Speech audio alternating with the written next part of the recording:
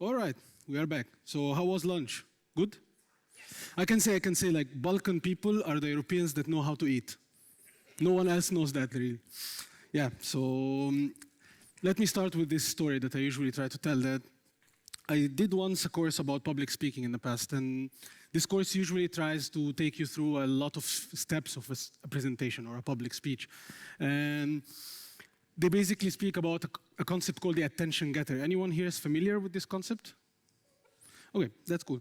Attention getter is this way where like a speaker would come to stage and try to grab everyone's attention. Usually you don't have to really do it related to the topic itself. Some people come in weird dresses or like some fancy suits or stuff like that. Some people build fancy props, and I have always been this kind of guy. Like I would bring something super weird, put it in the stage, and everyone would be like, what's he gonna do with that? And never use it. It used to work like that in the past, but I have to admit that I moved to Europe like 6 years ago, I think, and something changed because I realized that suddenly having a not white person on stage is already an attention getter.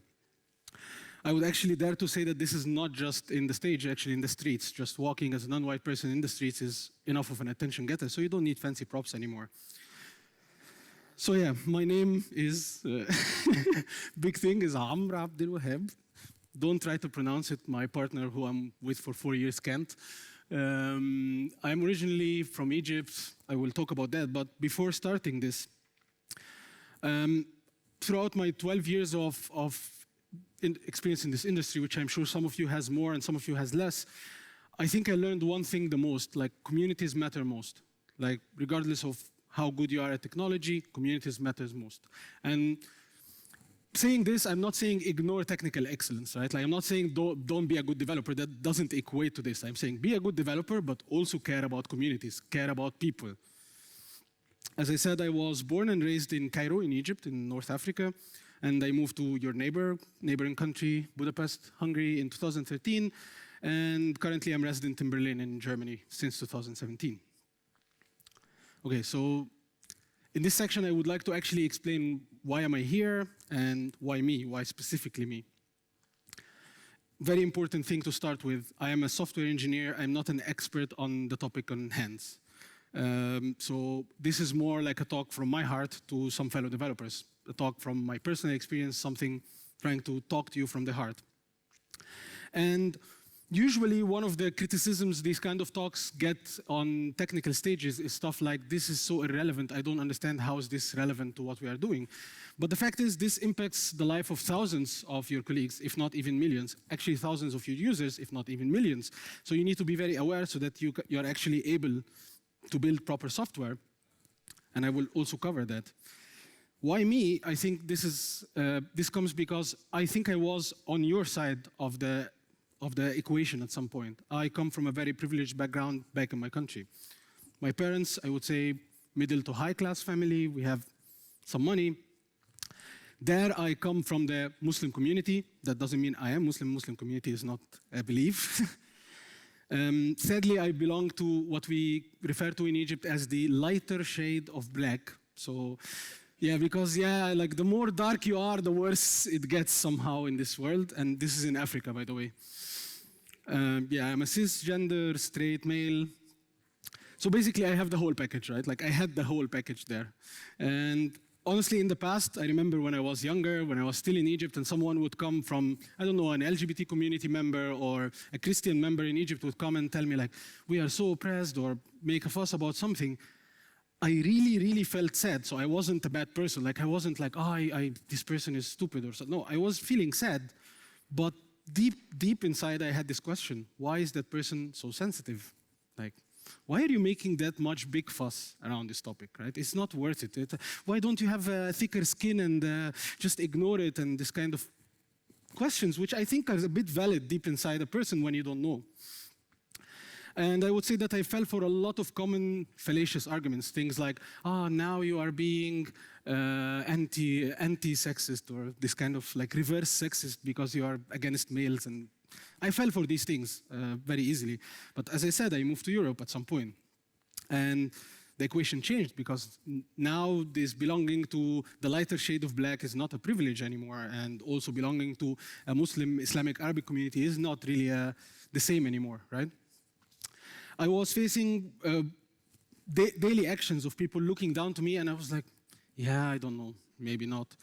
I really always felt that I need to do like 10 times more effort to achieve the same result of a white male colleague. And when I say this, because someone said, okay, what's your proof? My proof is my German manager saying this to me at some point, explicitly, like, you are a brown person, you need to do 10 times more effort to achieve the same. So that's my proof.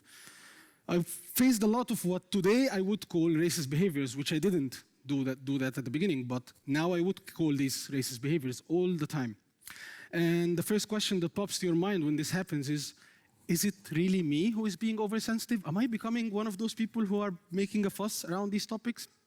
Or maybe I'm doing something wrong. Maybe I cannot fit in. I don't know, it's possible. So I was like, yeah, this is not a new topic, I think, right? Like, this is a topic that has universities and academia and literature going around for 100 years, I would say.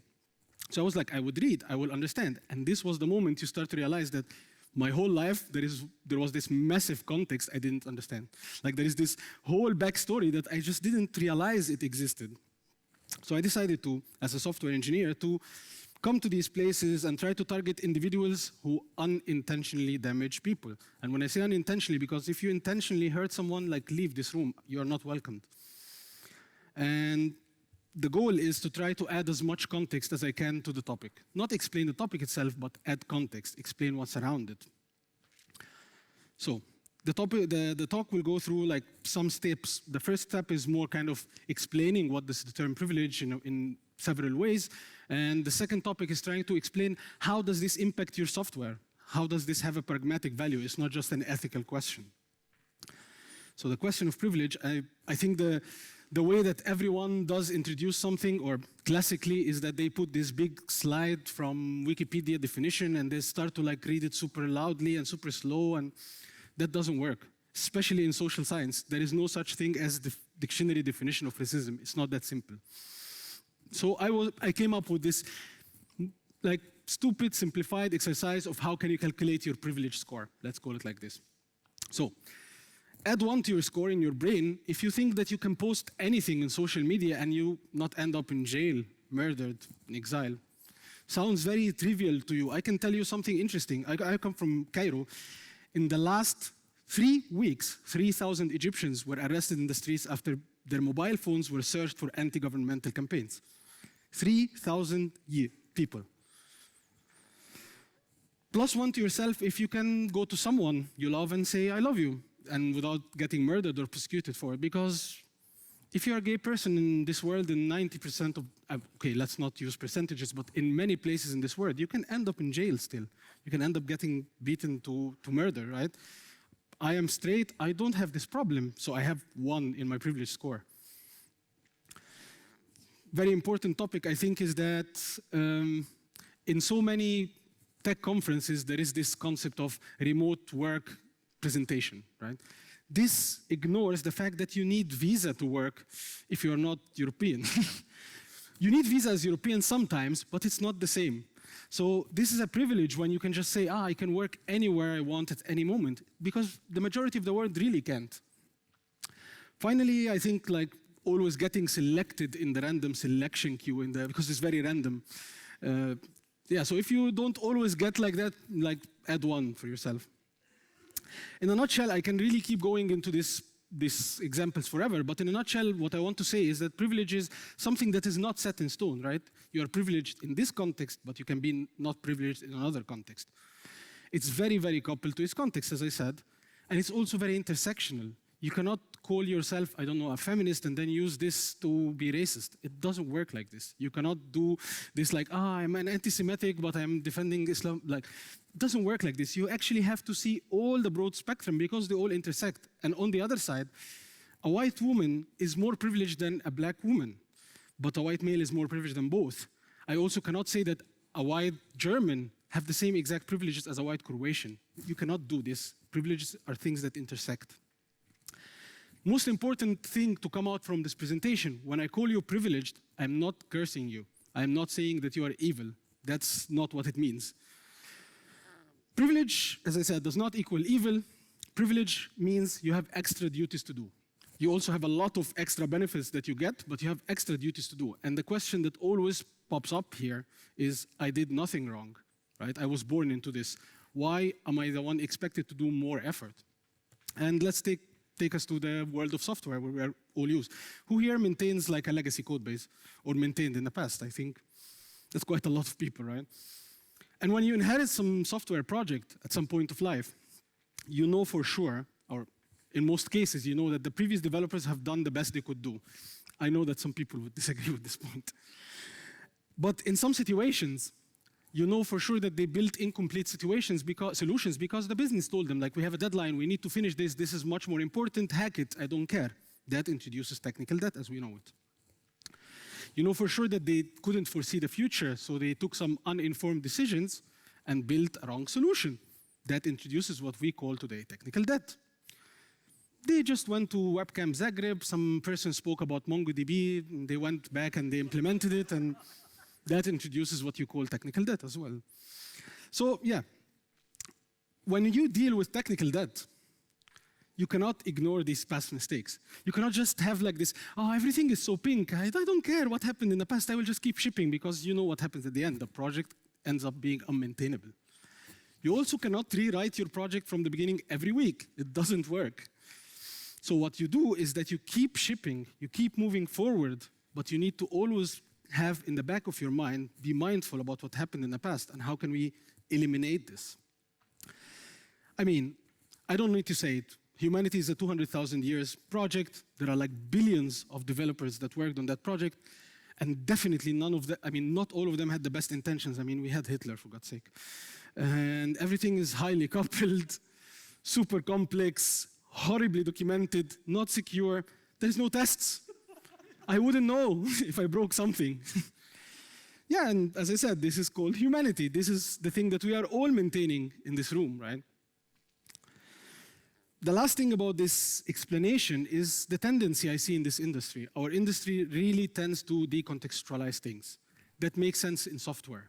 It makes sense to say, I would like to have a single responsibility object. I would like to have something that is isolated and decoupled from what's surrounding to it. It makes sense to say platform agnostic, technology agnostic, put anything before this agnostic and developers become like, oh, yeah, cool.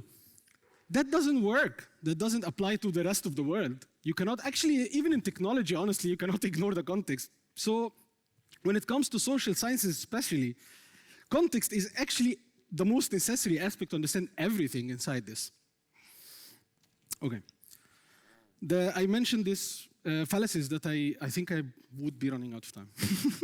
I mentioned these fallacies that I was falling for quite often, and I want to mention some of them as quickly as possible. But important to say that these are really commonly used, especially in the technical world. And sometimes you would hear a woman or a person of color using them because that's natural. Like some people can internalize oppression. That's possible. First one is what I refer to as the intention versus impact issue. Whenever someone, actually just yesterday I met a situation like this, complains about something, people told him, he didn't mean it. Like he didn't mean to hurt you. I don't really care because actually intentions when you're hurting someone does not matter. They're irrelevant. Let's think of this example. When you are in the park and you're throwing a frisbee, if it hits my face and gives me concussion, I don't care if you meant it. You need to apologize. You need to take steps to fix the damage. Doesn't matter if you meant it or not. On the other hand, when you do something really good, intentions are very important. So there are a lot of companies in our industry that does a lot of good things, but they don't understand why they are doing it, so they end up making it much worse than it is. Second topic is All Lives Matter. In a nutshell, there was a campaign in the US called Black Lives Matter. That was kind of a couple of years ago. That was as a reaction to the police brutality against the black folks in the US. And right-wing activists there responded with this All Lives Matter campaign, right? They were trying to suggest that the people who started this were saying that the black lives are more important than the whites, which is not the case, right? It just tries to point out that the black people's lives are relatively undervalued today. That's the case, that's the situation, the statistical fact. It's a statistical fact that if you are black, you are more likely to be killed by the American police. It tries to push the country to recognize that there is an inequity, perhaps try to bring an end to it. Perhaps maybe the best way to say this would have been Black Lives Matter, 2, but then it loses the point. in a simple way to say it, all lives really matter, but only one subset is currently undervalued. Maybe this is a good way to understand.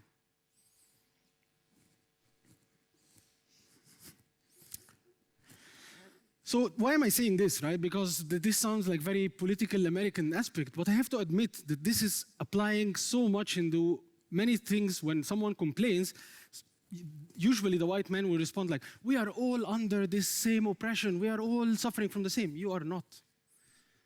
You can be an ally, but don't be putting yourself in the same position, because you are not. I think I will have to skip this video, but I recommend you to watch it, actually. I will post it online, but I really recommend you to watch it. It's a very important video. The final one is what I previously mentioned, is the concept of reverse sexism, or racism, or whatever ism at the end.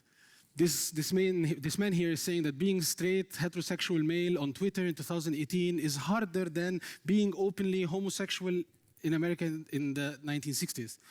A perfect example of what I call like this decontextualized privilege, because this person, I've never even heard in my life about a person being murdered or jailed because of being gay. That's happening, that's still happening. It's not even in the 60s. So I don't understand how this happens. And I think like another way I think about this always when I hear this kind of concept is a British person coming and complaining that we get an Independence Day and they don't. I mean, of course we get an Independence Day. Your grandparents were there. Yeah, so you cannot call something, this is social science, this is something that has academics behind it. You cannot call it racism or sexism, if like racism against white people, that's something that doesn't exist. There is discrimination maybe or whatever, but no, it's not called racism. It has to have a historical baggage attached to it.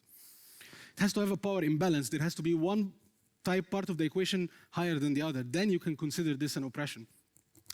To sum it up, we are not trying to seek equity, we are not trying to seek equality. We are trying to seek equity and liberation. Like in this photo, right? Liberation here would mean that we all together knock this wall down. But first you need to achieve the first step of equity. At the end, as I said, maybe not everyone shares the same ethical values, so we care about the pragmatic aspect of this. And I thought of bringing some examples from the industry to explain to you how impactful of this. The first thing is what I usually try to refer to as the famous last name issue, which is not famous at all. If I ask any web developer, how would you model users? Like, what will be the fields on your database, right? This is from one of the online tutorials of Rails, which says, yeah, I have like first name, last name, and so on. There is a very clear implicit assumption there that every person that will use your tool has a first and last name. This assumption is a good example of known bias, which is called the false consensus effect. It's this thing that where people think that everyone else would have the same beliefs, have the same thoughts, have the same habits, which is not true. A good surprise, I don't have a last name. I personally don't. Actually, 100 million Egyptians don't have a last name, and I'm pretty sure there are other countries in the world that follow the same concept, right? And this might seem so trivial, right? But when you are building a software, I don't know how many times in the past, especially in 2 countries in Europe, I suffered through problems because my last name here is not the same as the last name there. Oh my God, you cannot open because you're not the same person. Because some developer wanted to split that field in the database. I don't know why. This GitHub repo here is amazing. It's called the awesome falsehoods of programming. We all do them. I mean, like, you will go through every point and you're like, oh my God, I actually do that. Like all of them. The, between quotes, racist camera phenomenon, right? So there are so many videos on the internet that shows the different issues with cameras and races. I have one, I can ignore it, I can show it, but we can go through it now. But for example, look at this. This is a Nikon camera that says, did someone blink because that person is simply an Asian person? This is the video that I can also skip. You should watch it, it's amazing. But how? How did that really happen? There is the history starts from something called the Shirley cards. This fine lady here is called Shirley. She was the model of Kodak, in the 50s. And they based the whole film industry on that reference card of colors. And this was intentional. This was not by mistake. There was meetings in Kodak where people were asking, should we try to include black people? And they said, like, can really black people afford to buy a camera? It's not worth it. Let's save this. We don't use films anymore, right? But this still has implications on the modern days. Until today, this still has impacts. And I have to admit there are a lot of efforts being done to get over that, but we're not there yet. Last case is the mysterious case of sexist airbags, right? Because when airbags were first released, I don't know if you know this information, women and children were more likely to die in an airbag accident. Of course, it's biased because it was an all-males engineer that decided to get some tests dummy based on their average height and weight. That's the average of the world, they assume. So yeah, inclusive design is a very important aspect. You need to think of inclusion, not just diversity. Inclusion of everyone in every step, as I mentioned, from hiring to development to testing, right? It's not just on one step. Along the way, you need to be thinking about how can I include more people. And you cannot achieve that because of the false consensus bias unless you have diversity. You need to have someone that knows about this last name issue, right? Like no one would even think of that. So, quickly, I mentioned a lot of things. What can I do now as a company? Recognize that this issue exists because it exists. Hire a diversity professional. Those people exist in this world. And pinkwashing is this attitude when companies start to say things like we are supportive of the LGBT community, but they are not. I mean, so stop trying to use this thing to market yourself. Actually try to fix the problem. And listen when someone from your underprivileged employees complains. Listen. Listen is a very important word here. Make sure that everyone has this open communication framework available and don't shut down the conversation. I have seen this so many times. Someone complains and they're like, you cannot talk about this. It's politics. Let's not bring politics to the office. It happens quite a lot. As an employee, as yourself, recognize also that being a software engineer on its own is a privilege, right? Recognize this because the fact is this market is so candidate-driven. You can find a job, okay, not everyone, but the majority of us can find jobs way easier. Defend your friends in the warehouse when they're being mistreated, right? Be humble, and this is very, very important. We are not all as smart as we think. Your assumption that you figured out and you are so smart and you are much smarter than all those people who make that hustle is wrong. Those people are smart. Try to trust them. Try to listen. Again, you are not as smart as you think. Do your homework. Try to read about the topic. Try to listen to more people talking about the topic. And when you see something, speak up because what will you lose? Your job? Fine. Finally, make sure to try to support these diversity-related initiatives. Try to put effort. Not because you are a nice person. No, because this is your duty. And make sure you understand this. This is your duty. Try to write blog posts, try to speak in conferences and meetups, learn further about how to be a good ally. Finally, this is my clincher, and I have like 1 minute or less. There are 2 sentences that really pisses people off. Don't go to people who are of underprivileged and tell them, why don't we all just be nice to each other and move on?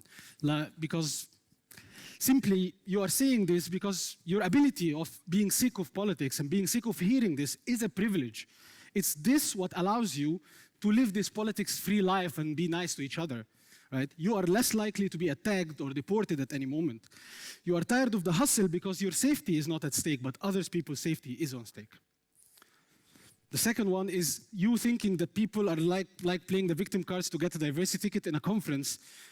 I hope you understand that this topic is really hard and exhausting to bring up. Actually, I speak about sometimes very technical talks. This is the hardest talk to speak about.